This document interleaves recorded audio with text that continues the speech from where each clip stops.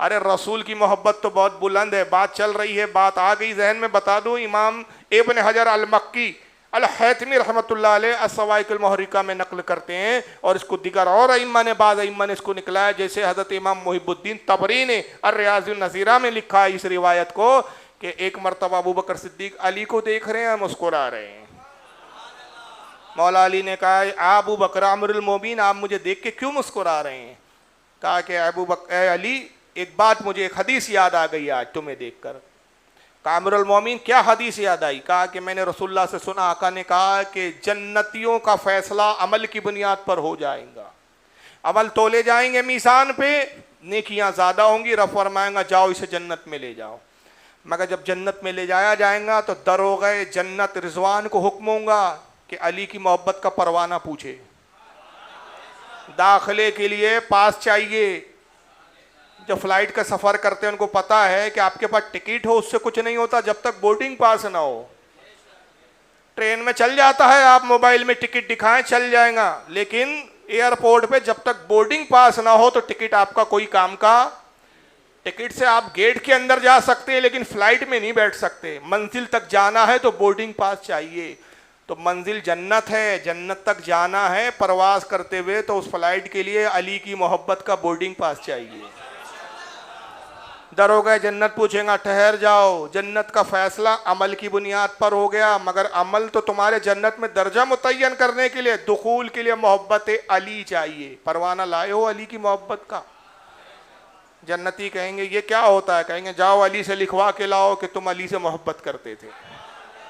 وہ جنتی علی کی بارگاہ میں حاضر ہوں گا، فرشتے اس کو علی تک پہنچائیں گے اور کہیں گا اے مولا علی، دنیا میں آپ سے محبت کرتا تھا، جنت کا پروانہ عطا کیجئے۔ مولا علی اس کو پروانہ عطا کریں گے۔ علی کی بارے میں، اس فضیلت کے بارے میں ابو بکر حدیث بیان کر رہے ہیں، کہتے ہیں کہ علی تم وہ ہو کہ تمہاری محبت کے سبب انسان جنت میں جائے گا، جس کے دل میں محبت نہ ہو وہ جنت میں نہ جا سکیں گا۔ یہ بات مجھے یاد آئی اس لیے میں مسکرا رہا ہوں۔ اتنا کہہ کر تو ابو بکر صدیق خاموش ہو گئے۔ مولا علی کہتے ہیں کہ یا ابا بکرین، اے امیر المومنین، یا تو آپ اس کے بعد کی حدیث جانتے نہیں یا بطور انکساری اور عاجزی آپ خاموش ہو گئے ہیں؟ تو آپ نے کہا کہ علی تم جانتے ہو تو تم بیان کر دو۔ یعنی جانتا تو ہوں لیکن کہنا نہیں چاہتا۔ آدمی اپنی تعریف اپنے منہ سے خود کرنا پسند نہیں کرتا۔ تو مولا علی نے کہا کہ ابو بکر صدیق ہے امیر المومنین، بات کی حدیث یہ ہے کہ آقا نے مجھ سے مخاطب ہو کے کہا اے علی، جب جنتی تم سے جنت کا پروانہ مانگنے آئے تو یاد رکھنا ہے کہ جنت کا پروانہ اسے ہرگز ہرگز نہ دینا جس کے دل میں محبت ابو بکر نہ ہو۔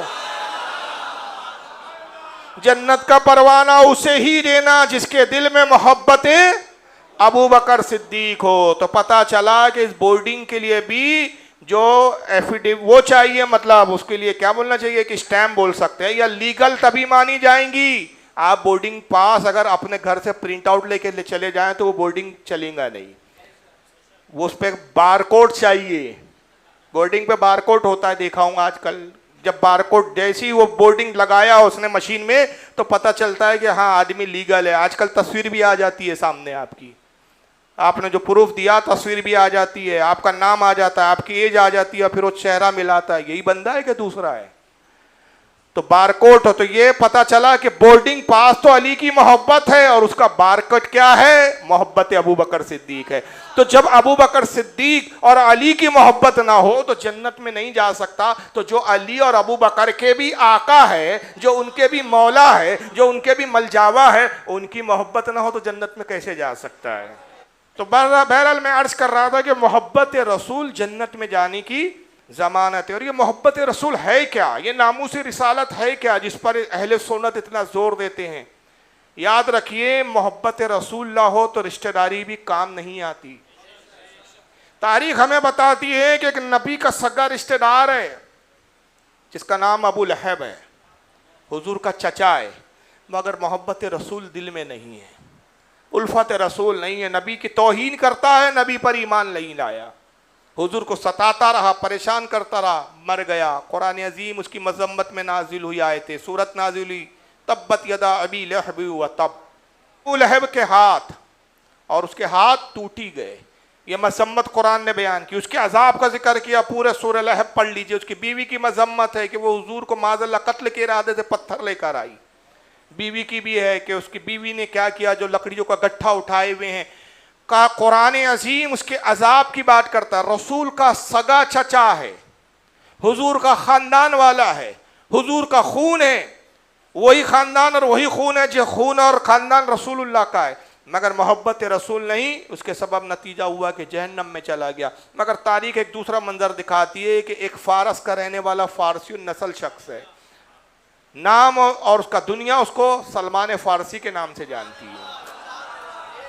روایتوں میں اختلاف ہے کہ کس عمر میں ایمان لائے. بعض نے کہا 150 سال کی عمر تھی جب ایمان لائے, بعض نے 300 سال تک عمر بتائی, لیکن ایک اوسط عمر ان کی 150 سال بتائی گئی. ضعیف العمری میں ایمان لائے. کئی مذاہب میں رہے, عیسائی رہے, یہودی رہے, پہلے یہودی تھے, پھر عیسائی ہوئے, پھر اسلام لائے. تینوں آسمانی مذہب پر ایمان لانے کا اتفاق ہوا. اور رسول اللہ سے اتنی محبت کہ سرکار کو چھوڑتے نہیں تھے, حضور کے ارد گرد ہی رہتے. محبت رسول, اہل بیت سے اتنی محبت کہ خاتون جنت کے گھر کے دربان بن کے پڑے رہا کرتے تھے. خاتون جنت گھر کے جو بھی کام بتاتی کام بجا لاتے. حسن و حسین کو کھلاتے پلاتے, گود میں لے کر گھومتے. محبت. وہ ایک موقع آیا کہ ام سلمہ رضی اللہ تعالیٰ عنہ فرماتی ہیں کہ آقا ایک بار اپنے حجرے پاک سے باہر تشریف لائے اور ایک آپ چادر اوڑے ہوئے تھے. اس چادر میں تبھی آپ نے دیکھا امام حسن آئے, چادر میں داخل کر دیا. پھر امام حسین آئے, رسول اللہ نے فدخلا, ان کو بھی داخل کر لیا.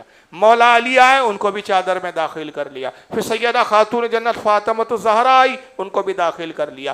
چادر اقدس میں 5 تن تھے. ایک تھا تنے مصطفیٰ, سرتاب قدم ہے تنے سلطان زمن پھول. تن کہتے ہیں جسم کو. ایک تنے مصطفیٰ ہے چادر میں, ایک تنے مولا علی ہے, ایک تنے سیدہ فاطمہ ہے, ایک میں تنے حسن ہے, تنے حسین ہے. 5 تن ملتے ہیں تو یہ ہو جاتے پنجے تن.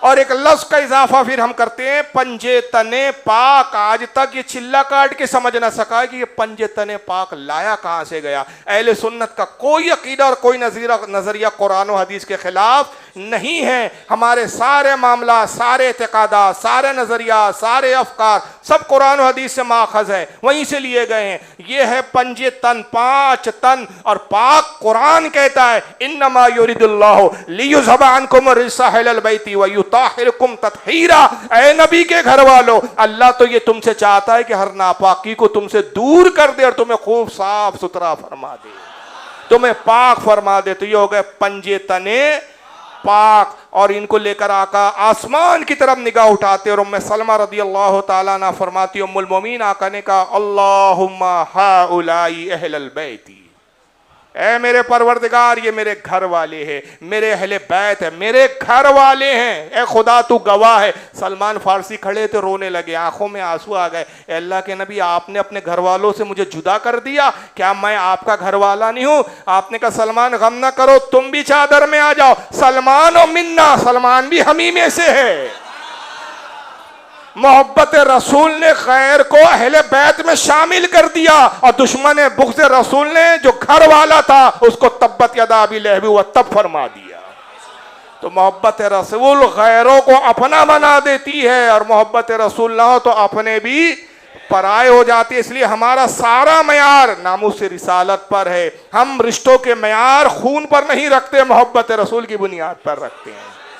ہم خون کے رشتے کو بعد میں دیکھتے ہیں, پہلے ہم محبت رسول کا رشتہ دیکھتے ہیں. اور یہی صحابہ اکرام میں تھا. اسی کو اعلیٰ حضرت نے کہا اے عشق تیرے صدقے, اے عشق تیرے صدقے جلنے سے چھوٹے سستے. حالت کہتے ہیں کہ میں اس عشق پر, جو عشق مصطفیٰ جو میں نے اپنے سینے میں بسا رکھا ہے, جو اپنے دل میں بسا رکھا ہے, جو میں نے اپنے روح اور جسم میں سجا رکھا ہے, یہ اے عشق مصطفیٰ میں تیرے صدقے نہ چلے جاؤں, میں تجھ پر واری نہ ہو جاؤں. اے عشق تیرے صدقے جلنے سے چھوٹے سستے. جہنم کی آگ سے کتنے سستے میں چھوٹ گئے, کتنا سستا سودا ہوا. محبت رسول کیا, اور محبت رسول کی, عشق رسول کی آگ سینے میں بھڑکائی, تو نتیجہ کیا ہوا؟ اے عشق تیرے صدقے جلنے سے چھوٹے سستے, جو آگ بجھا دیں گی وہ آگ لگائی ہے. جو جہنم کی آگ کو بجھا دیں گی، عشق مصطفیٰ کی وہ آگ میں نے اپنے سینے میں دھڑکائی ہے کہ یہ آگ اس آگ کو بجھا دیں گی۔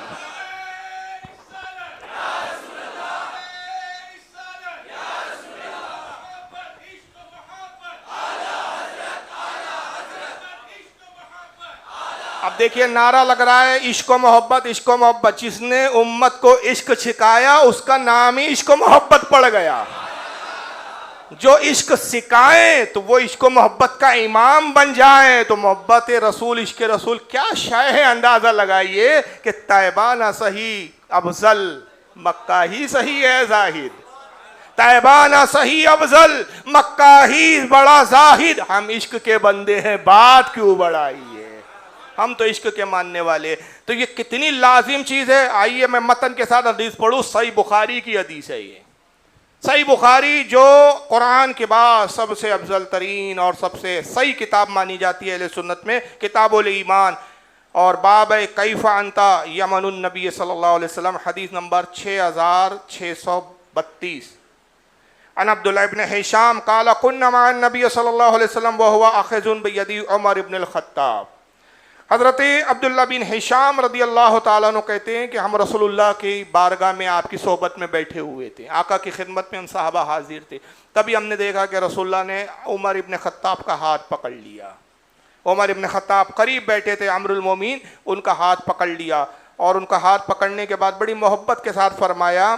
اور بعض روایتوں میں یہ آیا کہ پھر حضور نے ان سے پوچھا کہ اے عمر مجھ سے کتنی محبت کرتے ہو؟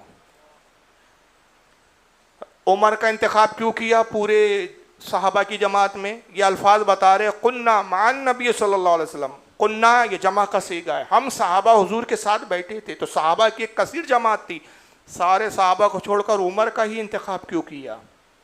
وجہ یہ تھی کہ حضور بتانا چاہتے تھے کہ عمر، ابو بکر تو وہ ہیں کہ سرکار کہتے ہیں کہ میری امت کے تمام لوگوں کا ایمان ایک پلے میں رکھ دو، دوسرے پلے میں ابو بکر کا، تو ابو بکر کا ایمان سب پر وزنی اور بھاری ہے، مگر ابو بکر کے بعد جو سب سے افضل ہے وہ عمر ہے۔ اور فضیلت کا معیار کیا ہے کہ حضور کہتے ہیں میرے بعد اگر کوئی نبی ہوتا تو وہ عمر ابن خطاب ہوتا۔ لہذا جو عمر کے ابو بکر کے بعد حضرت عمر جو سب سے افضل تھے، انہی کا انتخاب کیا کہ اس عشق مصطفیٰ کی اہمیت سب پر واضح ہو جائے۔ عمر کا ہاتھ پکڑا اور حضور نے کہا کہ عمر کتنی مجھ سے محبت کرتے ہو؟ فقال له عمر، حضرت عمر سے حضور نے پوچھا کہ کتنی محبت کرتے ہو؟ تو حضرت عمر نے رسول اللہ سے مخاطب ہو کے عرض کرتے یا رسول اللہ لا انت احب الی من کل شیء الا من نفسی، اللہ کے نبی میں ہر شے سے زیادہ آپ سے محبت کرتا ہوں سوائے اپنی جان کے۔ جان کو چھوڑ کر، مجھے اپنی جان کو چھوڑ کر باقی دنیا کی جتنی چیزیں ان سب سے زیادہ میں آپ سے محبت کرتا ہوں۔ مطلب میں آپ کے لیے اپنا گھر قربان کر سکتا ہوں، اپنا مال قربان کر سکتا ہوں، اپنی دولت قربان کر سکتا ہوں، اپنی عزت قربان کر سکتا ہوں، لیکن اللہ کے نبی جان سے مجھے اپنی محبت ہے، جان سے زیادہ کے علاوہ جتنی چیزیں ہیں ان سب سے زیادہ میں آپ سے محبت کرتا ہوں۔ فقال النبی صلی اللہ علیہ وسلم، آقا نے فرمایا لا والذی نفسی بیدہ حتی اکون احب الیک من نفسک، کہا عمر نہیں، اس ذات کی قسم جس کے قدرت میں، جس کے قبضے قدرت میں محمد میری جان ہے، اگر تم اپنی جان سے زیادہ مجھ سے محبت نہیں کرتے تو تم مومن نہیں۔ یہ اس سے کہا جا رہا ہے جس کو یہ بھی کہا جا رہا ہے کہ اگر میرے بعد کوئی نبی ہوتا تو وہ عمر ابن خطاب ہوتا۔ پتہ چلا کہ درجہ مقام اپنی جگہ، لیکن محبت رسول اللہ ہو تو اتنی بلندی کے بعد بھی ایمان مکمل نہیں ہوتا۔ عمر ہو لیکن اس کے بعد بھی محبت رسول لازم ہے۔ اور عمر کی کیا حیثیت ہے، اس اعتبار سے نہیں کہہ رہا جن سے تقابل کر رہا ہوں، اس اعتبار سے کہ بہرحال حضرت عمر صحابی ہے، نبی کے درجے پر نہیں ہے، نبی کا مقام صحابی سے بڑا ہوتا ہے۔ آقا تو یہ فرما رہے ہیں کہ اگر میرے بعد موسیٰ کو تم پاؤ اور مجھے چھوڑ کر موسیٰ کو اختیار کرو تو گمراہ ہو جاؤ، موسیٰ کو بھی میری پیروی کے بغیر چارہ نہیں، موسیٰ کو بھی مجھ سے محبت کرنی پڑے گی، میرے دین پر قائم ہونا پڑے گا، میری شریعت کو اپنانا پڑے گا۔ تو موسیٰ کے سامنے حضرت عمر کی تو وہ حیثیت نہیں ہے جو حضرت موسیٰ علیہ السلام کی، کیونکہ وہ نبی ہے، یہ صحابی ہے۔ آقا نے فرمایا اس ذات کی قسم جس کے قبضے قدرت میں میری جان ہے، اے عمر بالکل نہیں، ایمان مکمل نہیں ہے اس وقت کہ جب تک مجھ سے اتنی محبت نہ ہو، حتیٰ کہ اکون حبا، جب تک تم اپنی جان سے زیادہ مجھ سے محبت نہ کرو، ایمان مکمل نہیں ہے۔ فقال له عمر رضی اللہ تعالیٰ عنہ، حضرت عمر نے پھر حضور سے عرض کیا فَإِنَّهُ الْآنَ وَاللَّهِ لَا أَنْتَ أَحَبُّ إِلَيَّ مِن نَفْسِي، اے اللہ کے نبی قسم خدا کی میں اپنی جان سے زیادہ آپ سے محبت کرتا ہوں۔ ملا علی قاری اس حدیث کی شرح کرتے بیان کرتے کہ جب عمر نے کہا تھا تو کیفیت یہی تھی کہ رسول سے زیادہ جان عزیز تھی، مگر جب رسول کا کرم ہو گیا، نگاہ الفت و محبت عمر کے سینے پر پڑی اور آقا نے اسی وقت ایمان سے سینہ عمر کو لبریز کر دیا، کیفیت اسی وقت عمر کی بدل گئی اور انہوں نے کہا یا رسول اللہ اب میں آپ سے اپنی جان سے زیادہ محبت کرتا ہوں۔ فقال النبی صلی اللہ علیہ وسلم الآن یا عمر، کا عمر اب تو ایمان مکمل ہوا ہے۔